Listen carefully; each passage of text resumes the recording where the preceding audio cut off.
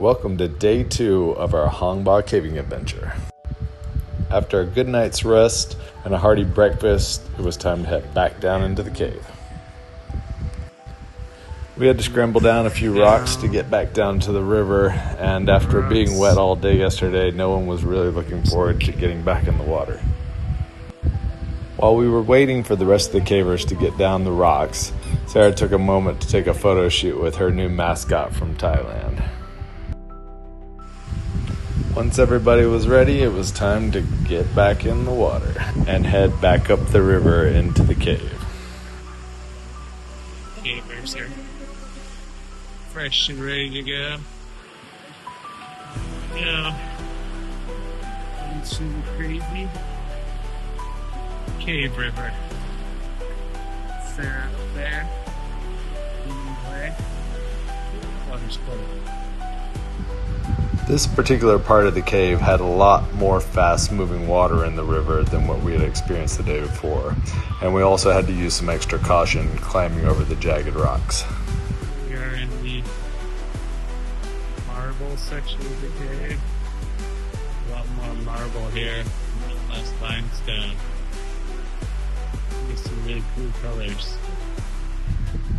Eventually we came to a section of the river that had more still water, so the guides took a moment to put some lights in the water, which created these really beautiful reflections on some of the surrounding limestone formations. So the whole group stopped for a few moments and we took some really dramatic photos with all the vibrant colors.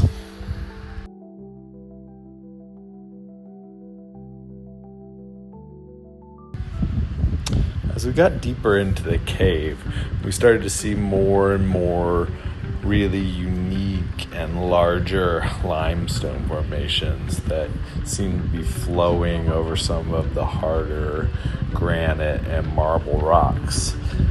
And some of the passages became bigger as well, so it created a lot of really dramatic scenery. However, since most of this cave was formed by a river, most of the time we had to get back in the water and keep heading up the river.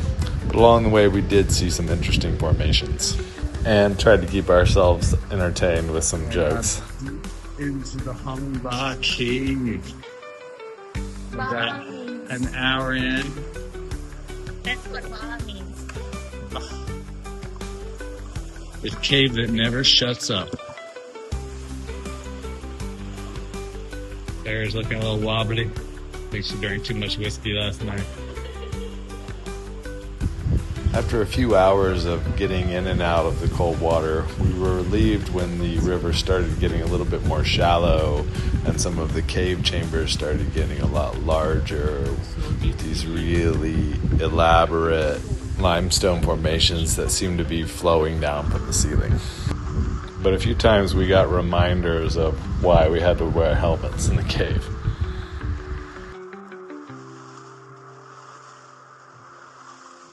Finally, we reached a massive chamber, which seemed to have this limestone formation that was like a frozen yellow waterfall, which was dripping down into this beautiful sapphire pool. So it made the perfect spot for some more dramatic cave photos. At this point, it was finally time to leave the river, gear up, and get ready for our technical crossing into the upper chambers of the cave. It's funny because this technical section from the ground did not really look that hard, but once you get up there on the slippery limestone and you have a massive drop beneath you, it becomes a lot more challenging and requires more physical exertion than you expect. While I was waiting my turn to get on the ropes, I took a little moment to capture some of the cool little reflections from the silica deposits on the limestone. Sometimes when they catch the lighting just right, they look like sparkling stars. And Sarah decided to show off some of her skills from her former life as a go-go dancer. Walking on the dry water.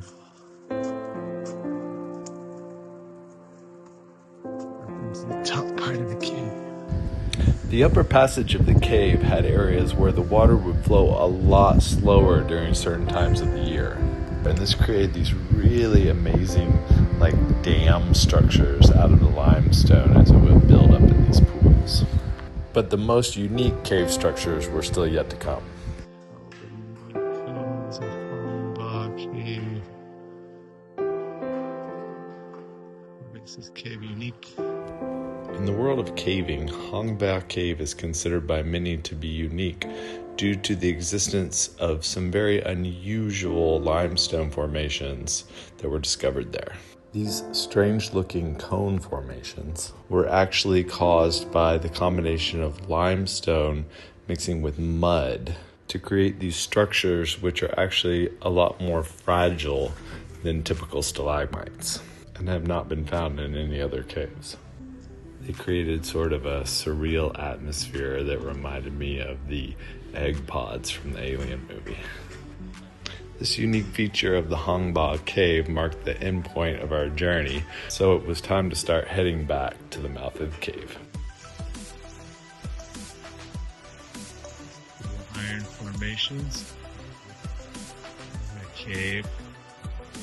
Almost like iron crystals.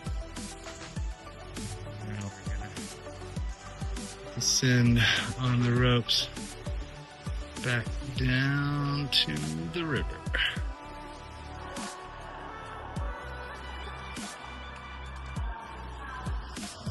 On the way back to the entrance to the cave, we took a little bit different route, which had some particularly challenging tight passages.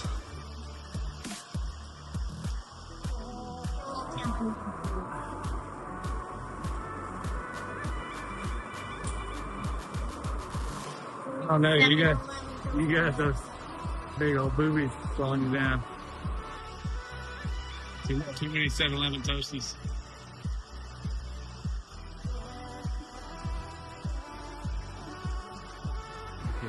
There was still one last section where we had to scramble over some very colorful but also jagged rocks before we could get back to the mouth of the cave and see daylight again.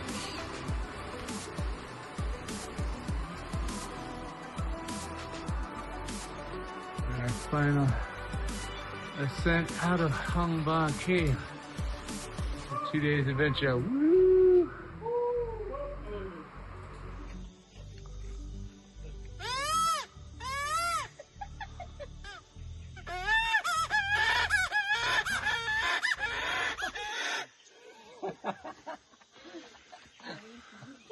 Crazy monkey. Although we had made it out of the cave, we still had quite a long hike to get over the mountains and reach the road for our bus to pick us up. It actually turned out to be a nice hike that followed a pretty little river. It was great to be back out in the sunlight and enjoying some of the natural sights and sounds of the jungle again.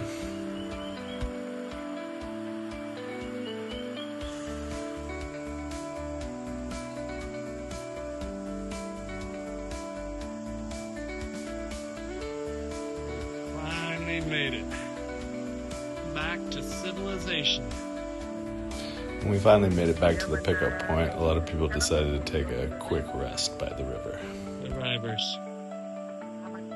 And the guides had some ice-cold celebratory beers for us. As we were all getting ready to get on the bus, Sarah and I were a little disappointed because on our previous trip to Vietnam, we got some really cool caving medals. But unfortunately, the guide had already told us that they didn't have any. However, little did we know they had a surprise waiting for us. Okay, yay!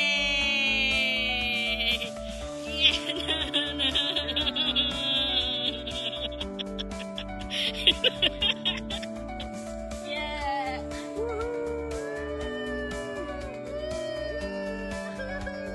Woohoo! We got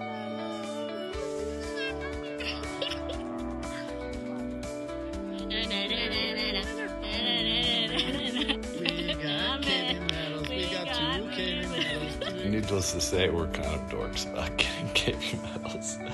We hope you enjoyed our expedition to Hang Ba Cave in Vietnam.